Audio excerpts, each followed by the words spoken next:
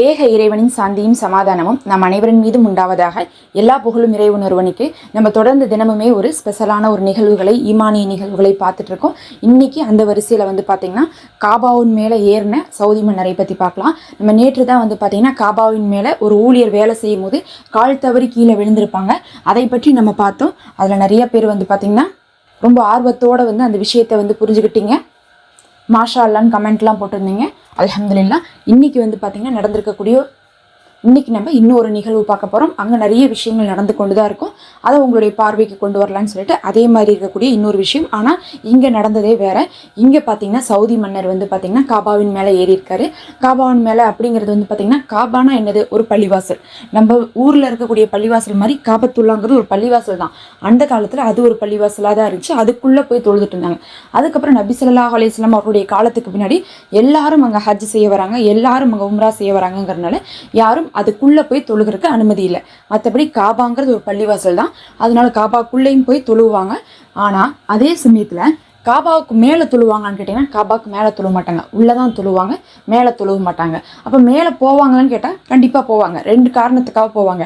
நம்ம நிறைய தடவை என்ன பண்ணியிருப்போம், நீங்கள் அரபிக் சேனல்லாம் பார்த்துருந்தீங்கன்னாவோ நோன்பு காலத்தில் பயான்லாம் பார்க்கும்போது இல்லை கிராத்தெலாம் ஓதும் போது காட்டுவாங்க அவங்களே. அது இல்லாமல் நம்ம நேற்று போட்ட வீடியோவில் கூட நம்ம சொல்லியிருப்போம், அங்கே இருக்கக்கூடிய வேலை செய்யக்கூடிய ஆட்கள் போய் அதை சுத்தம் செய்வாங்க. அதே மாதிரி கிஸ்வா துணியை மாற்றுவாங்க. கிஸ்வா துணி அப்படிங்கிறது அந்த காபாவை சுற்றி இருக்கக்கூடிய கருப்பு துணி. அப்போ இந்த ரெண்டு விஷயத்துக்காக என்ன பண்ணுவாங்க, மேலே போவாங்க. அப்போ மேலே போய் என்ன பண்ணுவாங்க, அவங்க அதுக்கான வேலையை செய்வாங்க. ஆனால் சவுதி மன்னர் மேலே போவாங்களான்னு கேட்டிங்கன்னா போக மாட்டாங்க. அவங்க என்ன பண்ணுவாங்கன்னா காபாக்குள்ளே மட்டும் போவாங்க. எப்போ போவாங்கன்னு கேட்டிங்கன்னா வருஷத்தில் ஒரு தடவையோ இல்லை 2 தடவையோ காபாவுடைய கதவுகள் திறக்கப்படும். பொதுவாக 2 தடவை திறக்கப்பட்டு உள்ளே போவாங்க, நறுமணம் பூசிட்டு வெளியே வந்துடுவாங்க. ஆனால் மேலே போக மாட்டாங்க. ஆனால் இந்த தடவை பார்த்திங்கன்னா மேலே போய் பார்வையிடுறக்காக போயிருக்காங்க. பொதுவாக மேலே யாராவது போனாங்கன்னாவே என்ன பண்ணுவாங்கன்னா எல்லாரும் அவங்கள பார்க்க ஆரம்பிச்சிருவாங்க. 2 காரணம் இருக்குது. மேலே போனவங்களுக்கு மேலேருந்து எல்லாரையுமே தெரியும். ஏன்னா அங்கே ஃபுல்லாக பார்த்திங்கன்னா சுற்றி கட்டிடங்களாக இருக்கும். மேலே கீழே 2ஆவது தளம் 3ஆவது தளம்னு சொல்லிட்டு எல்லா தளமும் காபாவுக்கு மேலே இருக்கவங்களுக்கு தெரியும். அதே சமயத்தில் கீழே இருக்கிற எல்லாரையுமே காபாவுக்கு தெரியும். ஏன்னா அது நடுவில் இருக்கக்கூடிய பில்டிங். அதில் பார்த்திங்கன்னா ஒரு குருவி உட்காந்தா கூட என்ன பண்ணுவாங்க, அதை ஒரு ஃபோட்டோவாக எடுத்து காபாவுக்கு மேலே பறவை உட்காந்துருக்குன்னு சொல்லிட்டு போடுவாங்க. அந்த மாதிரி பார்த்திங்கன்னா வெவ்வேறு பறவைகள் உட்காந்தது வந்திருக்கு. குருவி கிடையாது, வெவ்வேறு பறவைகள் உட்காந்தது கூட ஃபோட்டோ வந்திருக்கு. அப்போ காபா மேலே என்ன நடக்குது அப்படிங்கிறதே கண்ணோட்டத்தோடு பார்த்துட்டே இருப்பாங்க. யார் கண்ணி படாத விஷயம் நடக்கிறதுக்கு வாய்ப்பே இல்லை. அப்படி இருக்கும்போது அங்கே சவுதி மன்னர் போகிறார். போன உடனே ஏதோ ஒன்று செய்ய போகிறாங்கன்னு சொல்லிட்டு எல்லாரும் கவனிக்கிறாங்க. ஆனால் போனவர் என்ன பண்ணல, எதுவுமே செய்யலை.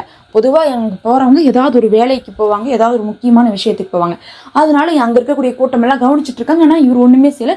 சும்மா என்ன பண்ணுறாரு, ஒரு வாக் போயிட்டு அதுக்கப்புறம் இறங்கிடுறாரு கொஞ்ச நேரத்தில். அதனால என்ன ஆயிடுச்சுன்னா இவர் ஏன் ஒன்றுமே பண்ணாமல் போயிட்டு இறங்கினாரு. அப்போ அவர் என்ன பண்ண போயிருக்காரு, மேற்பார்வையிடுறதுக்காக போயிருக்காரு. அப்படி மேற்பார்வையிடுறதுக்கு போகிறதுக்கு அனுமதி இருக்கா? ஏன்னா சவுதி மன்னராகவே இருந்தாலும் அவங்க கீழே உள்ளே போவாங்க. மற்றபடி மேலே போய் மேற்பார்வையிடுறதுக்குலாம் அனுமதி இருக்குதா அப்படிங்கக்கூடிய ஒரு பெரும் சச்சரவே உண்டாயிருக்குது. அது மட்டும் இல்லாமல் பார்த்திங்கன்னா அங்கே இதுக்கு முன்னாடி யாருமே இருந்தவங்க மேற்பார்வையிடுவதற்காக மேலேருந்து போய் பார்த்ததெல்லாம் கிடையாது. நம்ம சொன்ன மாதிரி சுத்தம் பண்ணுறதுக்கும் கிஸ்வாவுக்கு மட்டும்தான் போயிருக்காங்கும் போது இது ஒரு புது வழக்கமாக இருக்கேன்னு சொல்லிட்டு ஒரு பேச்சுவார்த்தை வந்திருக்குது. அதுக்கு பிறகு பார்த்திங்கன்னா அந்த ஒரு விஷயம் இப்போ தவிர்க்கப்பட்டு வருகிறது. என்னதான் காபாவில் அவங்க ஒரு மன்னராக இருந்தாலும் சரி, காபா விஷயத்தில் செய்யும்போது அவங்களும் இதுவரையும் என்ன இருக்கோ அதை மட்டும் தான் செய்யணும். புதுசாக எந்த ஒரு விஷயத்தையும் என்ன பண்ணக்கூடாது, ஏற்றக்கூடாது. இதுக்கு முன்னாடி பிலால் ரலியல்லாஹு அவர்கள்லாம் பாங்க சொல்லியிருக்காங்க தான், காபா நோக்கி நம்ம கால் நீட்டக்கூடாது, காபாவுக்கு மேலே என்ன பண்ணிடக்கூடாது, நிற்கவே கூடாது அப்படிங்கிறதுலாம் கிடையாது. காபாவுக்கு மேலே நின்றுருக்காங்க, காபாவை நோக்கி நம்ம கால் நீட்டுறதுனால காபாவுக்கு அவமரியாதை யாரும் நினைக்கிறதுலாம் கிடையாது. அதெல்லாம் பார்த்திங்கன்னா ஒரு சிலர் அந்த மாதிரியான பழக்கத்தை சொல்கிறாங்க. அது நம்ம மரியாதைக்காக சொல்கிறோம். ஆனால் அப்படி கூட காபாவை நோக்கி கால் நீட்டுறதுனால அவமரியாதை ஆகாது. அதெல்லாம் இல்லை. ஆனால் புதுசாக ஏதாவது ஒன்று செய்யும்போது அது என்ன இருக்குன்னா பேசுபொருளாக மாறி இருக்கு.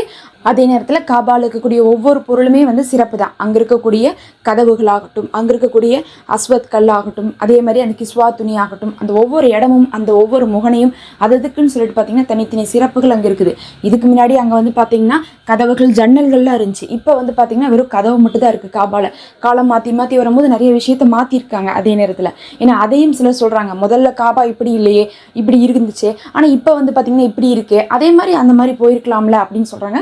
அப்படி கிடையாது. ஏன்னா பார்த்திங்கன்னா காபால ஆரம்பத்தில் கிஸ்வா துணி கருப்பில் இல்லை, அப்போ கூட வந்து பார்த்திங்கன்னா சிவப்பு பச்சையில் இருந்துச்சு. அந்த மாதிரி வந்து ஒரு சில விஷயங்கள் மாறி இருக்கும்.